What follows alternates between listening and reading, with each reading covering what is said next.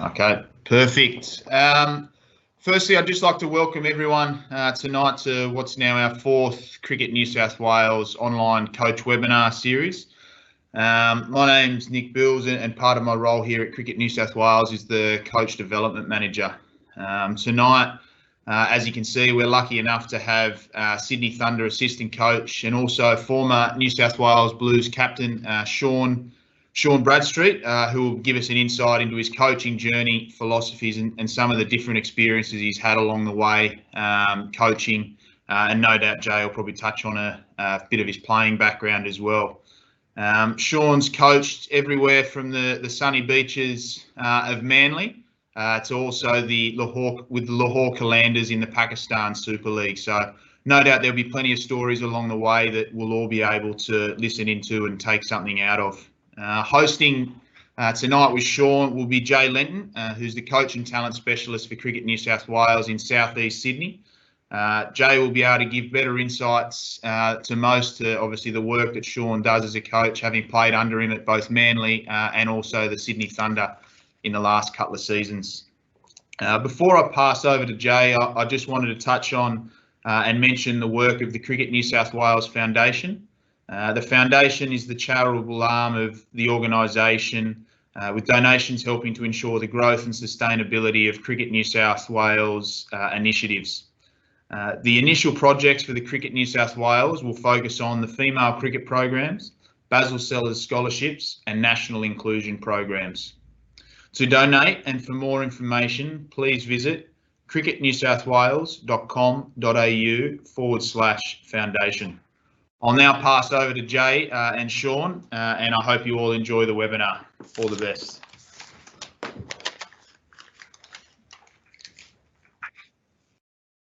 Thank you very much, Nick, and welcome to everyone that's out there.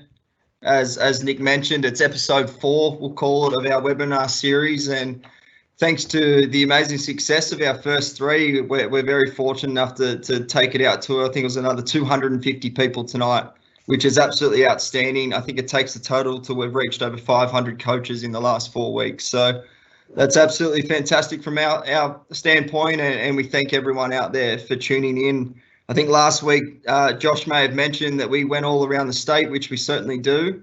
And tonight we've got people from all around the world. So I think there's someone tuning in from the Cayman Islands over there. There's a couple from New Zealand, and we've allowed a few interstaters into as well. So it should be a very good night. And as I say that, I'd like to welcome Shawn Bradstreet. This is, as Nick mentioned, Shawn and I have quite a good relationship. So this could be the most professional that Shawn and I have ever been before. I think I've called him Shawn now 3 times, and that's more times I've ever called him Shawn in my life. So as some people may know, he's also known as Winger. So welcome, Winger. Welcome, Shawn. And let's get straight into it. Why do they call you Winger? Oh, good start, Jay. Yeah, so these ears might have something to do with the nickname. Being from a building background, there's a screw called a wing nut, which pretty much where Winger came from. So I think they nicknamed you Wing Nut too, Jay. Oh, look, I was going to say we should change the name to Winger, a coaching journey hosted by Winger too. So it's going to be a very exciting time with plenty of reception coming out of yourself and my heads tonight. Just a quick reminder that we do have Slido going again. So Slido, SLIDO.com. And if you chuck in the code 7311, you'll be able to fire in some questions for Shawn to answer. If you like one of the questions that's already up there, simply click like, it'll jump to the top of the queue. And hopefully by the end of the night, around the 8 o'clock mark, I know Shawn and I could probably talk for a while, so we'll be very conscious of time, but we'll get as much as we can in. So Shawn, I am going to start off, as your playing career is a very good one, and be very remiss of me not to mention it. So 9 first-class matches, 50 list A matches for New South Wales, and in that time, you're captain of New South Wales. An unbelievably hard-hitting fast bowler that, as I mentioned earlier to you before, there's an ESPN Cricinfo photo of Shawn Bradstreet, and it's one of the greats you'll see. It's just you hitting one over cover for 6, your head's in the air, hands are everywhere. But a premiership winner at Manly, an unbelievable stalwart for Premier cricket and for Manly cricket.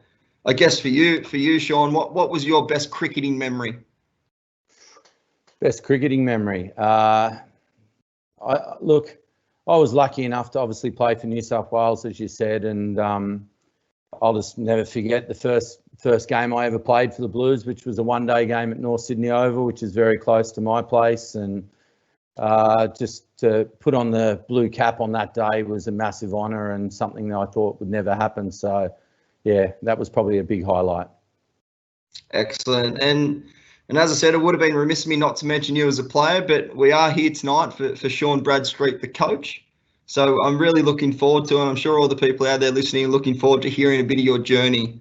So we'll get straight into it, mate. What was your first memory of a coach or first coach that you had that instilled something in you for the love of cricket? Well, yeah, I'd probably say my first memory was when I first started playing juniors, and I had a local coach, a guy called Bob Lind, who was very passionate about cricket, and he just, every training session that I went to in under nines was all about having fun, and every training was interesting. So at the time I was playing a lot of sports, and I just remember that first season I had with him had a major influence on my love of cricket. So that's definitely something that I took on my journey as a player and also as a coach, to be able to continually remind myself of why I was playing cricket was for the enjoyment. And I think that's something that I've held with me the whole way through. Yeah, that's fantastic. And as you said there, the environment created of just an enjoyment and fun. I'm sure Bob Lind, and Bob's a great around Manly. For those that don't know, Manly Cricket Club actually have the Bob Lind Junior Player of the Year. So Bob unfortunately passed away a couple of years ago, but he's certainly a legend around Manly. But as he said, he would not have known at the time that Shawn Bradstreet, future New South Wales Blues captain, was in his side. But to create a fun environment is obviously something that's instilled with you and got you to where you are. Definitely. So that was obviously your first memory of a coach. What was when can we say that you started coaching? I started coaching my probably late teens, early 20s. Started doing a little bit of private coaching. Around that time, for me, private coaching was about all technical for young kids coming through. So that was my first introduction, and also running some coaching clinics on the Northern Beaches. And if I go back to what I said earlier about what Bob Lind sort of gave to me, those clinics were all about making sure everyone had fun. And then I got to experience the other aspect of the one-on-one coaching, where it was a little bit more intense and very much about improving people's techniques. So that was the start of when I sort of started coaching. Yeah, excellent. And as you mentioned there, improving the technique. So I guess you're looking at there, and here at Cricket New South Wales, the last 3 weeks we've been talking about the 4 C's of it that makes it an attribute of an effective coach, and we're talking about the competence aspect there of a technique. Do you think that as a coach helped you as a player at the time? You said you were 19, 20, just hitting your straps.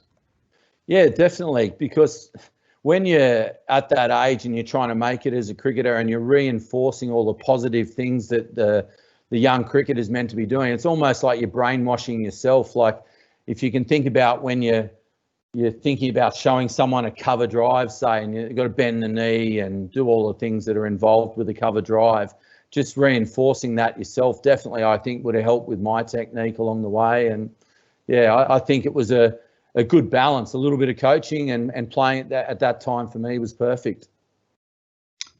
Excellent. And so as you mentioned, it started when you were probably 19, 20 to get into coaching, and then prolonged your cricketing career for a little bit further after that. Stereotypically, and unfortunately it is a bit of a stereotype, that a first-class cricketer becomes a first-class coach or is involved within a first-class setup. And I guess that's why we're all here tonight, because that's not necessarily the case for you, is it? If you don't mind just sharing a bit of light on your transition from cricket to coaching, being a family man, a businessman, and now the coach, if you don't mind sharing a bit of light on that. Yeah, sort of back end of my career, I didn't think that I was going to be coaching at all. It was I started my own building company with my brother. I'd been married, had a few young kids, and my focus towards the back end of my playing career was going to be about the building industry and also family life. And it wasn't really until after I'd retired that Manly came to me and said, would I be interested in being a club coach down there? So I'm glad that it happened. Obviously, I had a long period down there at Manly, but for me, it wasn't a driving force originally for me to be a professional cricket coach, that's for sure. So when you mentioned that you got approached by Manly, and please give your business a plug if you'd like. It's a great forum to get it out there, Wing. So you mentioned you're at Manly. How long, I guess, from transitioning from that player to becoming a coach at Manly was it, and how'd you go about the meantime? You've mentioned your business. You've mentioned being a family man. So was it something that you've mentioned there that probably wasn't something in your lines? But what was your thought process during the time that you went within cricket?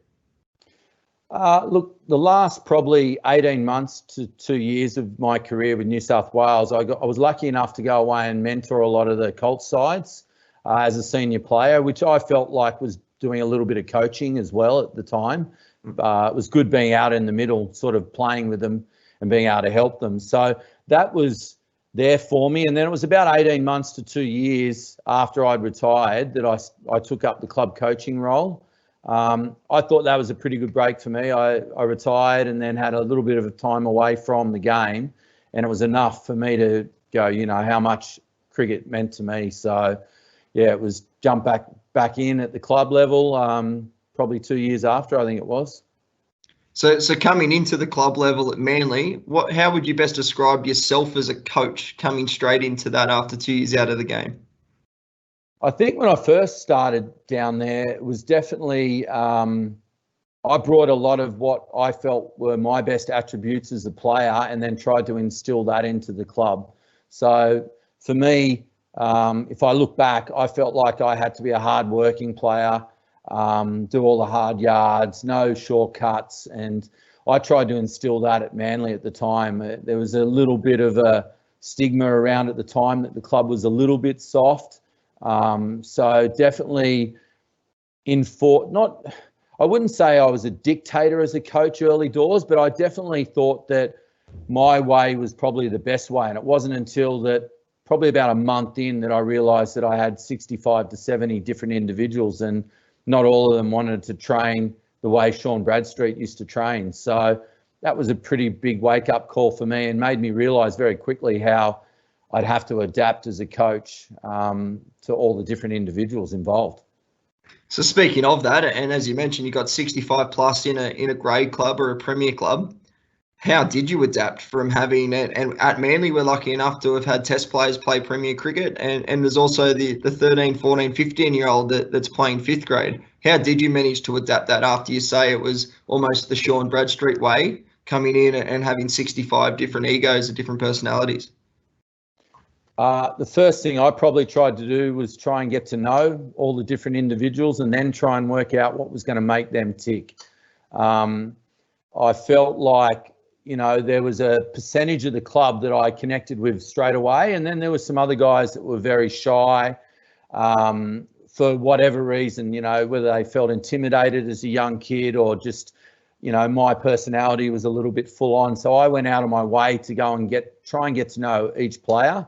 And almost find out a little bit about their life and what makes them tick, because all of a sudden when a young player walks into the club and you say, how was school today? Or, how's that apprenticeship going? It takes away the whole cricket coach, cricket player thing. It's more about a relationship then. And that's how I tried to work out how to get the best out of everyone. And that was forming relationships with them all. So I found that really accelerated my relationships with all the players at the club at that stage. That's fantastic. And again, it leads back to one of the C's that we've been talking about in recent webinars, is having that connection. And I know personally that is probably one of your best attributes, not only as a coach, but as a person. And you almost start to feel a little bit confident in your surroundings. And I've certainly found that.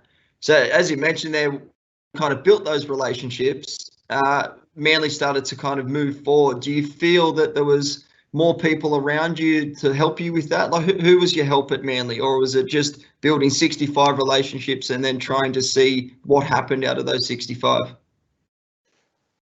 I think definitely our club, Manly, at the time started to build a structure around the head coaches, which was really good.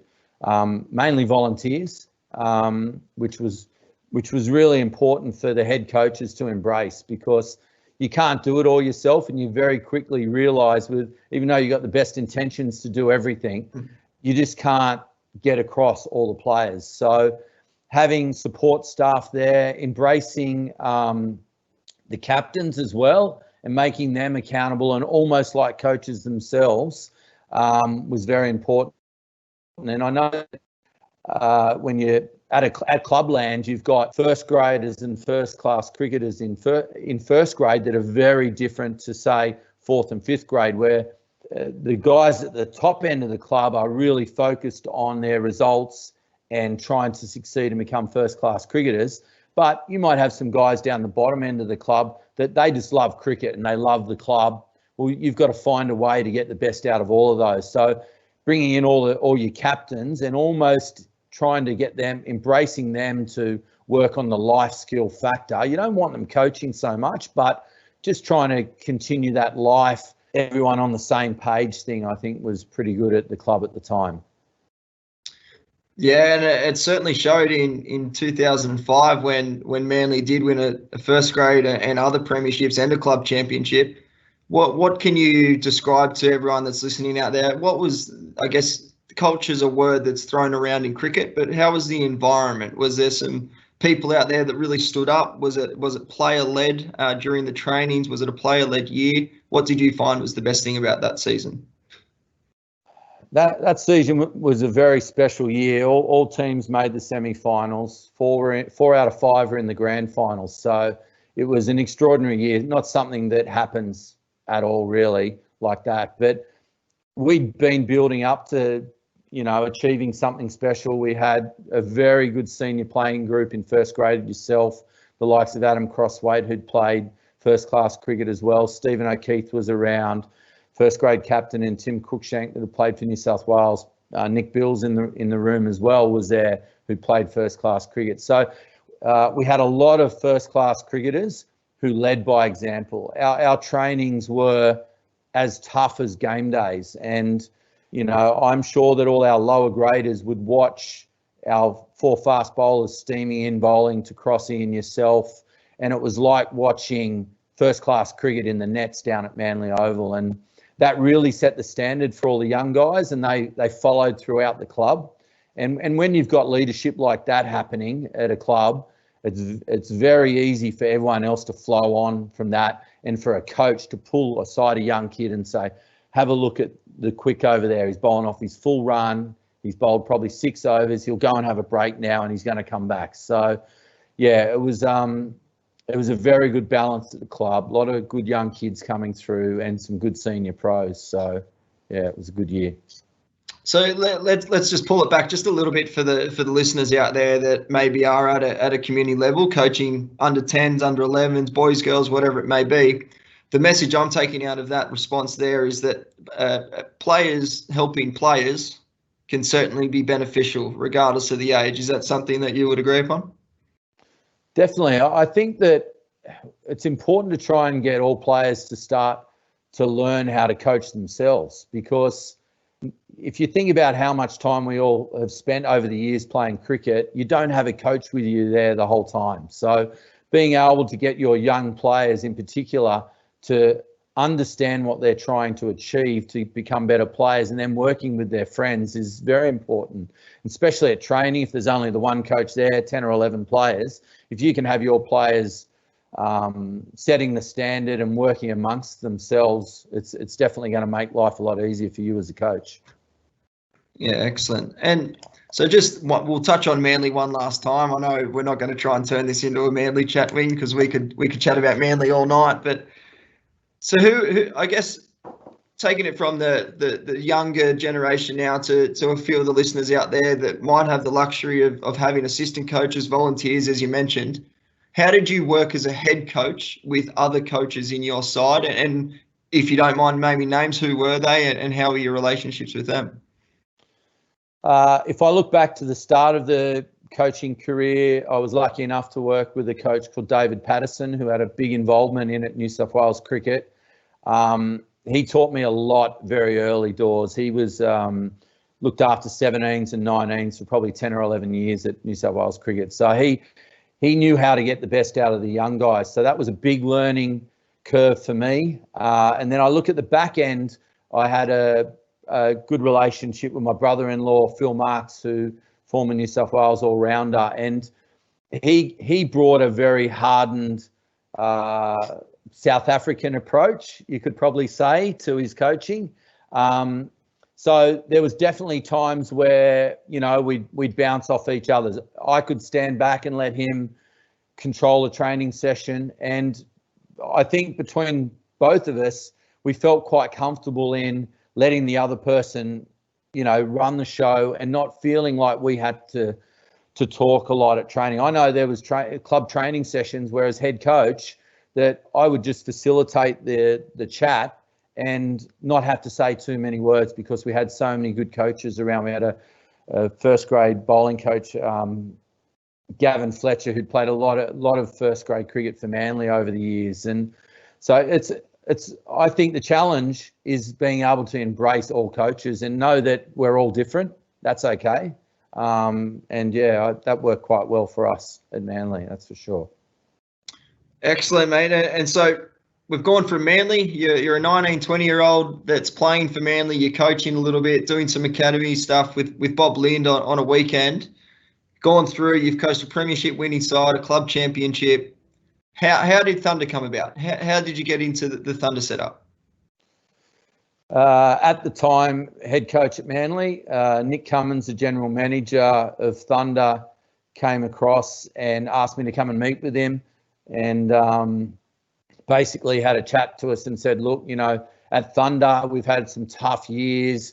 We want to try and build an academy where we can prepare the next generation of young cricketers from out in the western suburbs ready for Big Bash, and asked me if I was interested, and I was pretty excited. I knew how much talent we had in the western suburbs of Sydney, and basically we then went about setting up a structure there at the academy where we would use the Thunder players to come in and help run some training sessions, and then Nick set up a scenario where the Thunder Academy actually got to go on tour in New Zealand. And we were lucky enough to have some senior players like Mike Hussey and Shane Watson come along, and Benny Rohrer. So it was a great experience for all these young kids on the way through, Chris Green being one of them, to learn off some of the best players at Sydney Thunder at the time. So it was, yeah, I was stoked to be asked, and yeah, it's 5 years down the track, and being assistant coach has been fantastic. So, if any, would you say there was a difference between first grade, fifth grade clubland to Thunder Academy, or is it similar kind of coaching procedures and style for Shawn Bradstreet? I think my styles got dictated to me a little bit, and I learned along the way by a couple of very good coaches at Sydney Thunder that I've been under. But definitely with the younger players, at youth level, they need more guidance. There's no doubt about that. A little bit more structure, and you need to sort of shuffle them in the right direction. But as you get higher up in the levels, it's definitely about sort of engaging with the senior players, helping them plot their path. That, you know, by the time they've got to Thunder Academy, they've got there, they've had some good coaching, they know their strengths and weaknesses, and it's about then facilitating and helping them achieve to becoming better players. So, you know, I think, you know, the first thing I would do at a more elite level is ask questions about, you know, Jay, how have you got to where you've got to? What are your strengths? And then try and get the player to understand their strengths and then working in with them. Excellent. That leads me into the next question. You've gone through Thunder Academy. So we've all mentioned it. You're assistant coach at the Thunder. But explain what that actually means. What is the role of assistant coach at the Thunder, and who have you come across and fortunate enough to coach with? Yeah, assistant coaching role, completely different role to what I'd been used to. I was Thunder Academy coach, and originally Nick Cummins had said to me, come along and do a couple of days in the pre-season camp. We've got an interesting head coach in Paddy Upton, who's out from South Africa. I think it'd be good learning for you. So I was like, yeah, all right, that'd be awesome. And I went along, and I remember going up and saying g'day to Paddy and asking him what he'd like me to do over the next few days to help him out. And Paddy was very different. I'd describe him as a life coach. It wasn't all about cricket for Paddy. It was definitely about life. And he said to me, I don't want you to coach anyone. And I was like, okay, no worries. He goes, I'd like you to ask them questions. So if a player comes up to you in the nets and you're in the spare net, all I want you to do is ask them what they want, and then try and facilitate what they want, throw them balls, feed the ball machine, do whatever you can. And then on top of that, I want you to start observing everything that's going on at training and watching the players. And I remember at the end of the training session, Paddy Upton came over to me and he said, oh, how'd you find that? I said, it was, really good, enjoyed it, thanks for having me. And he said, well, what did you notice? And I said, well, I noticed that the senior players pretty much knew what they wanted out of training, and some of the younger players needed a little bit of guidance. So he said, all right, well, tomorrow when those younger players come over, maybe still ask the questions, but then maybe try and shuffle them in to the path that they should be going with their training session. So it was big learning, because I'd never been someone who was asking players questions all the time. I was pretty much saying, I think you should do this. What do you think? So it was a very different way to structure how you coach. And, I know now, if you walked into training, Jay, I'd say to you, how are you going, mate? What do you want to get out of today? And pretty much make sure that you're the one that's driving that training session. And if you didn't know, well, then as a coach, it's then my role to jump in and go, right, how about we do this? So Paddy Upton was very good at embracing players and making players strive for excellence themselves without feeling like they were being dictated to. So, yeah, that was definitely something I learned from him. So Paddy, obviously a wonderful coach, and one of the coaches that I've really enjoyed playing under and been fortunate to play under. What would you say if someone didn't embrace that style of coaching? How did you go about as a coaching fraternity or coaching staff? How did you kind of get them back in line to do what everyone else was doing within the group? I think it was definitely challenging for some players and some individuals. It was very different. Like, it wasn't the norm. Most people turn up and the coach has already got the whiteboard set out. You're doing this at this time, batting here, bowling there, go on field over there. So it was very challenging for a high percentage of the players that had never worked under Paddy. But once they started to understand why he was asking them questions and it was accelerating their learning, I think most people embraced it. Definitely the younger guys needed to be sort of pushed into a corner to make them think. But once they realised that when you're thinking for yourself, you learn quicker, I think that everyone embraced it. So yeah, it obviously paid off. We had a win in BBL 05 and he was a big part of it, Paddy. Certainly was. And so from Paddy Upton to Shane Bond, tell us a bit about Bondy, about Shane. Yeah, so Shane's obviously the head coach for the last 2 years. A wealth of knowledge, one of the best planners that I've ever been involved in. So his preparation and planning is outstanding. To the point where he'll bring up things that probably won't happen in a game, but he'll ask the group, what if this happens?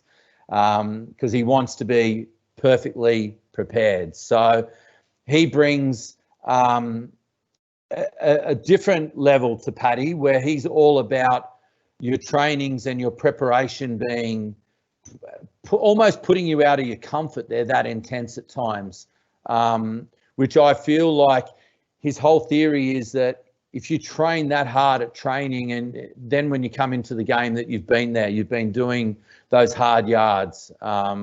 So yeah, he's brought some unbelievable knowledge over the last 2 years. Some of the bowling plans, obviously with him being a fast bowler back in the day, have been outstanding. So yeah, it's been great to work with him. They're both very different coaches. So you mentioned before about Paddy. He was embracing the questions and asking the questions and sitting back and kind of observing and then going to get the player to essentially answer and look after their own game. Similar with Shane, or how have you worked with Bondi? Oh yeah, he's definitely challenging the players to come up with what they think they need to work on. But he's also not afraid to go, you know, I don't think you're being honest with yourself. If we look back at the last couple of games, you haven't been at your best. I think you need to go and work on this. So he's always very honest and upfront about what he thinks you need to achieve in your training sessions. So you know exactly where you stand. There's absolutely no shortcuts. So yeah, he's different in that way. But you know, the way he's brought on some of our younger guys with his training methods has been outstanding in the last 2 years. Yeah, it certainly has been, and I've been very fortunate to be a part of that over the last couple of years. So you've mentioned a few times different environments that you've been a part of, head coach, assistant coach. What would you say has been the best environment to work in, and why? Okay. Probably I'd say the year that Thunder won the Big Bash was easily the most enjoyable environment to work in from a coaching perspective. We had a very senior playing group: Mike Hussey, Shane Watson, Jacques Callis, just to name a few. And then it keeps on going. You know, it was an outstanding side. And Paddy, as head coach, had given the senior playing group a lot of leadership on how that team was going to play. So as a coach, to be involved in a lot of the planning sessions where it was player driven was outstanding, because when you've got the players buy-in rather than the coaches actually telling them what to do, it's very powerful. So that year, by the end of that season, you know, every player knew their role. The senior players drove the training sessions. They drove the warm-up. Everything was player-driven. So I think as a coach that you can facilitate that. And ideally what you want to get to is you want to be able to sit back at the end of the season and go, if I just sat back in the sheds and I just let the boys go out and train, they should be training the way we want them to train. And that's how it felt at the back end of that year, because it was player driven. So it's very powerful when the players are driving it, that's for sure. You mentioned the BBL title in BBL 5, and then I joined in BBL 6, and we didn't get anywhere near the final, so I won't read too much into that. But so I guess from now that's a bit of Shawn Bradstreet's journey. You're assistant coach still at Thunder, and with obviously the planning to happen this year. A little bit of a question off the cuff, but what's the planning been like in this time, in the, I guess, the COVID time? Has anything changed, or is it because it is the off season, nothing's really changed, or how has it been?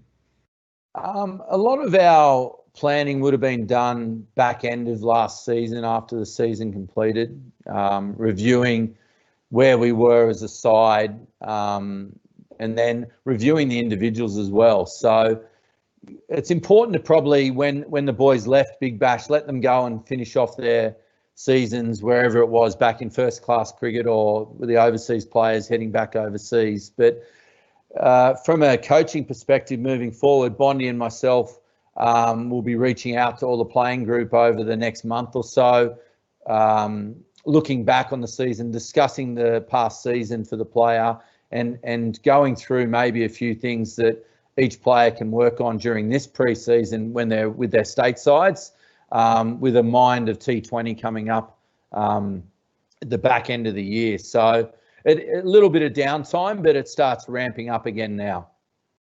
I look forward to your call. Yeah. So what would you, Shawn Bradstreet, the 19-year-old, coaching the private coaching, Shawn Bradstreet, the assistant coach in a BBL. Could you give us maybe a quick indication of how your style or philosophies may have changed? You have mentioned a little bit already, but what's probably the one big noticeable thing that you feel you have changed in your style over that span of time? Yeah, I look back and I think that I've realised that every player is different. Now, I've mentioned this before, and I think the biggest challenge for a coach is to get out of your own mindset what you think is the normal, because no one else thinks like you. You've got to try and work out how every other player thinks. And I look back to my early years of coaching, and it was definitely, I did have my own methods about what I would like to achieve with my coaching. It was always working on the mental strength of trying to produce tough cricketers. But now when I look back to where I'm at now, it's definitely changed a lot. The first thing I try and do is evaluate how people are traveling in life. I try to work out what's going on with my player as they walk into training. So, Jay, if you walk into training and I can tell that you haven't slept much because you've just had a kid, I'd be over there going, mate, how are you going? You're looking a bit tired. And you go, yeah, I'm a bit knackered. Well, then as a coach, I'm going to be saying, all right, what do you want to get out of this session?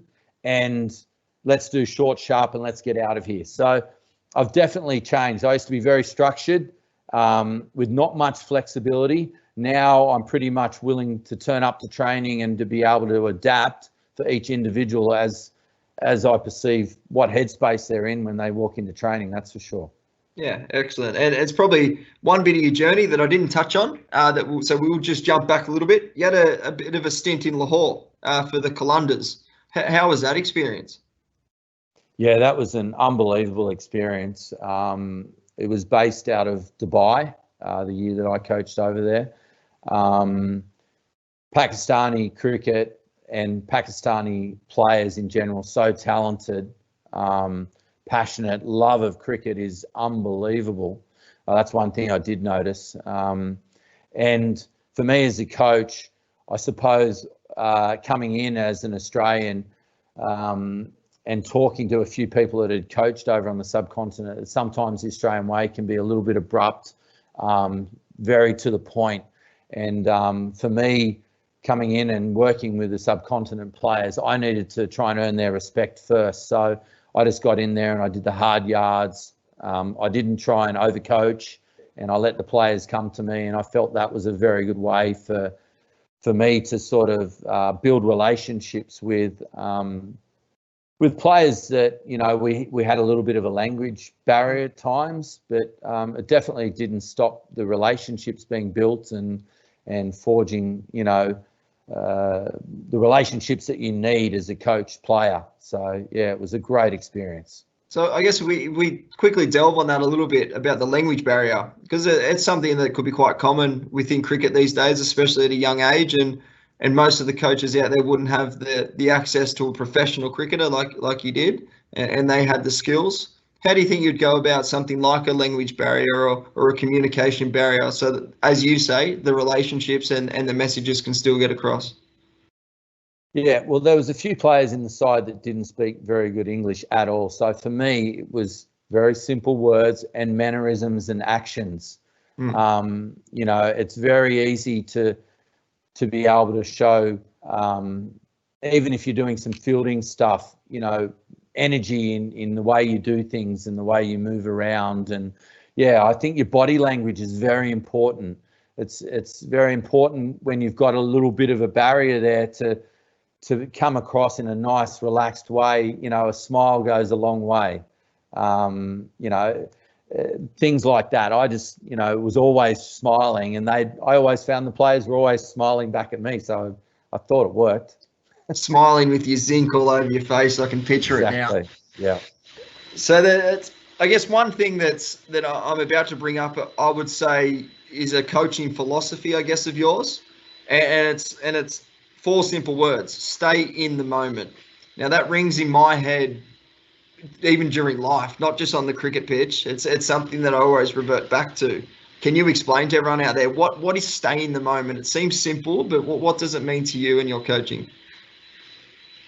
I think one of the biggest challenges for a player, and as a coach, if you recognise this, is one of the biggest challenges is getting your player to stay in the moment. And what I mean by that is just being very present about what's going on, not worrying about what's happened before or what's coming. It's very easy to lose your focus.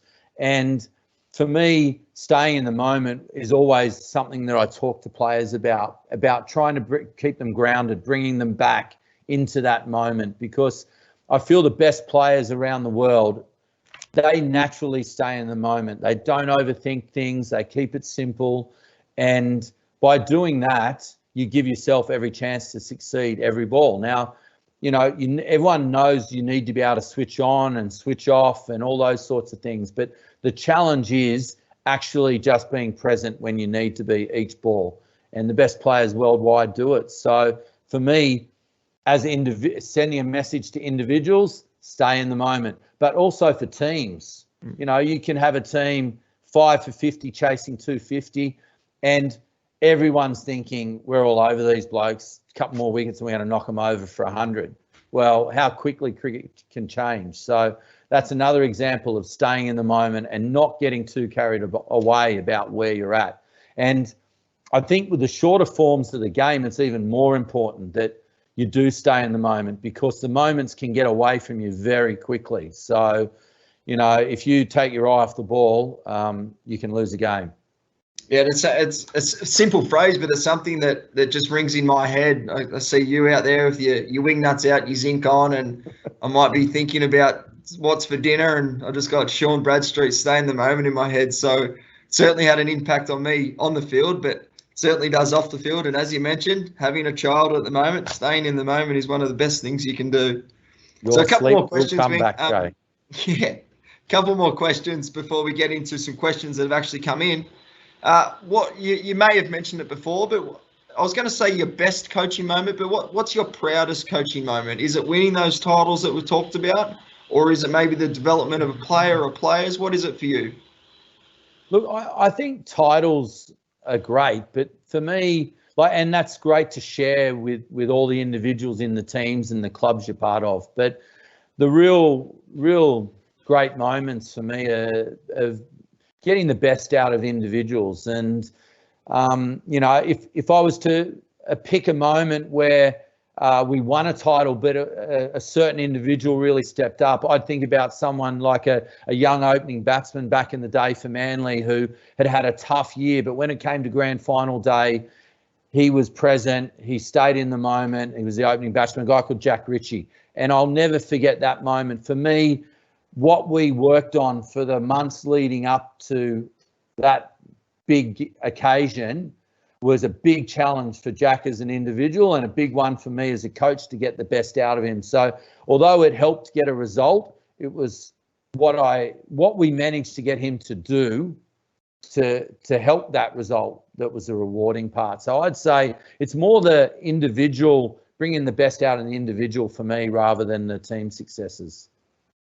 Wonderful. And look, I'll finish on one, maybe even two little questions here, but you probably haven't touched on a part of your career when you were, I guess it was called the AIS back in the day, which is now probably a national up at the in Queensland there at the National Performance Centre. But talking away from this, you mentioned you had quite a few influences and some very highly named coaches back in the day. Can you give us a little bit of advice and maybe the names of what they told you, which stuck with you?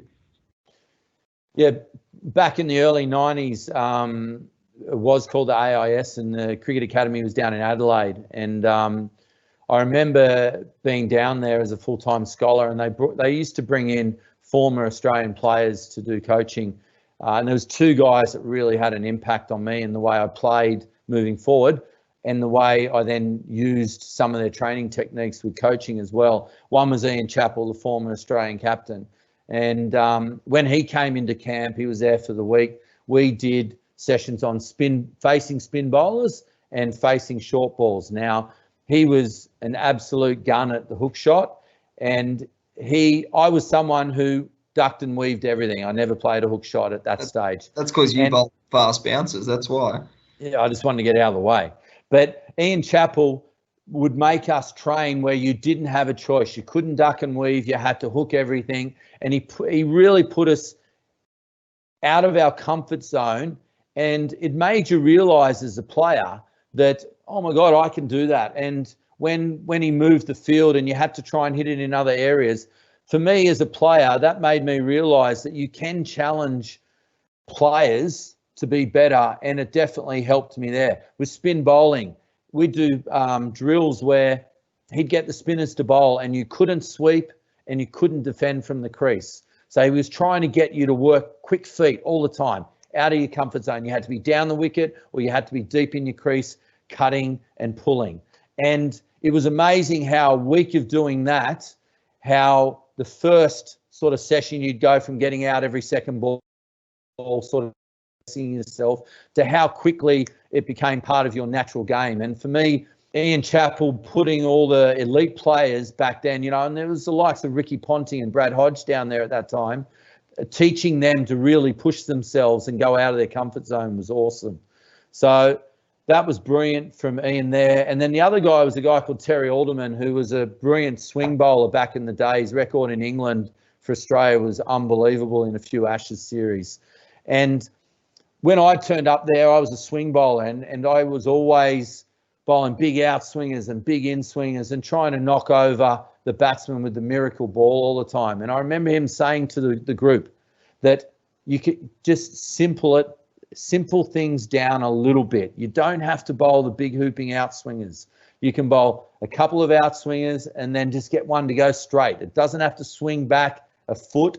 And he really made me realise as a player back then that subtle variations are just as good as the big ones. So that's something that later down the track as a coach working with bowlers, I've definitely tried to embrace and say to the boys, what are your strengths? And then work around those strengths. You don't have to make big changes. So definitely Terry Alderman and Ian Chappell had a big influence on me, that's for sure. It's great that you mentioned that, and it leads into, I guess, the last question from me for the night. We've talked about here in the last four weeks now about the attributes of an effective coach. And for those that are out there that haven't been on the line, we talk about competence, which is your tactical, your mental, your technical skills, your physical skills. We talk about confidence, which is the belief or degree in individuals about their success in sport and life, which you've touched on plenty of times tonight, Wing. We talk about character, so the moral development and sportsmanship, or more broadly, the ethical behaviours. And we talk about creating a connection, which I think I know what's going to be the answer to your question here, Wing, because you've talked about it a lot tonight. But what do you feel is the most important to be an effective coach out of those 4 C's? Or if there's one, if it's all, what do you feel? That's a good one. A big thing for me, I feel, is don't overcoach. I think it's very easy as a coach to feel like you need to say something all the time and you need to coach people. I think there's times when you can sit back and actually you don't have to say anything, and that can be your best form of coaching. So, you know, at times you do need to step up and, you know, deliver something that needs to be said, but there's also times where you can definitely not overcoach and step back and just let the player learn as well. Yeah, I think it's a quote from those that were on last week from Nick Larkin, actually, which it relates to me heavily with you. And he said last week, and he mentioned his name, he mentioned Bo Casson. So due to Bo Casson's great character, it made a great connection with Nick and Bo, which gave him confidence in his competence. And I thought that's a lot of C's going around there, but that resonates highly with me. The connection that you made with me gave me confidence in my competence, and obviously the character that you are is why that's happened. So absolutely fantastic insights there tonight, Shawn. And I am going to go to Slido quickly, so apologies for just looking down for a second. But a few questions that have come in. So the first one is, how much of Paddy Upton's player-driven approach do you think you can apply to junior levels, say under 15s and below? I think that you can definitely get your young players thinking for themselves. So asking them questions, a good example for a young cricketer is if you're in the nets with them and they don't quite drive the ball as well as they like and they hit it in the air, rather than saying you hit that in the air because of this, Paddy Upton's theory would be to ask the question, why did that go in the air? Or how could you hit that better? And if they give you a roundabout answer that isn't quite there, well, then you can finish it off for them and explain it. But the idea is that you want them to start thinking for themselves. And you can definitely do that for players under the age of 15. I would start doing it with players from 10 up, asking them questions. You need to tell them what they're trying to do to start with. But then as you're getting into the training session and you're throwing them the balls and coaching them, you want them to start thinking and realising it for themselves. So, yeah, definitely can do it for kids under 15. And again, you're building that connection with the player by asking them and not, as you mentioned the word dictating before quite a few times. Yeah. And you're also giving them the confidence in the coach and in their ability as well. And I think, sorry, just on that, and I think that when you are engaging with the players like that rather than talking at them, that you are building the relationship with them and you're building the confidence with the player, that when you are telling them what, you're working through it with them. I think that's the best way for them to build their confidence and know that, you're both on the same page. Yeah, absolutely. A couple more questions. So have you ever had a talented young cricketer in your team who struggled to take on advice? If so, how did you overcome the challenge and help them reach their potential? Yeah, definitely. There's definitely the odd character out there that you need to try something a little bit different. And, if I was having some issues with trying to get a message across to a certain player, I have no dramas in just going away for a walk, getting them away from the net environment where it can be a little bit confronting, and just asking them questions about and trying to get them to talk to you about what they think they should be doing, and almost try and facilitate the conversation so they think they're doing it their way, but in the end, you've ended up getting out of them what you want them to do. So it's not easy to do, but, sometimes you've just got to find a way to try and get the best out of everyone. And, there's some characters out there that everyone has their challenges with. They do. And look, we'll ask one more question here. And I think you've quite answered this in different parts tonight, but not a bad question at all. Is do you have any advice on how to develop the confidence of a player who looks like he's a gun in the nets but struggles in the middle? I would be talking to the player about preparation versus playing the game. And if you break it down for a young player like that and say all that you can do is prepare as best as you can, and then when you go out in the game, forget about everything and just play the game and take the pressure off them. Because if they're doing it in the nets and they're going okay, they can do it out in the middle. It's just that there's some roadblocks there for them. So almost taking the pressure off them and just saying go out there and enjoy it, and try and change their mentality for when they walk out onto the field. But driving those training sessions hard still, but then go out, you've done your prep, and enjoy it. Absolutely fantastic, Winger, and I really appreciate your time tonight. Conscious that we'll try and keep it to an hour or just under an hour, so we could talk all night about cricket, I know that, but your insights have been absolutely fantastic. And to everyone out there, I really hope that you have got something out of tonight. So a massive thank you from Cricket New South Wales for coming on tonight, Shawn. And we'll certainly be following up in the next couple of weeks with another webinar. So once again, thank you very much. If you have any questions about tonight, please get in touch with myself. You have my email now. I sent it out to you today, and I can hopefully get some answers out to you. But yeah, we can't thank you enough for your time tonight, Shawn, and good luck for the rest of your coaching journey and your time at the Thunder. So thank you very much. Thanks for having me, Jay.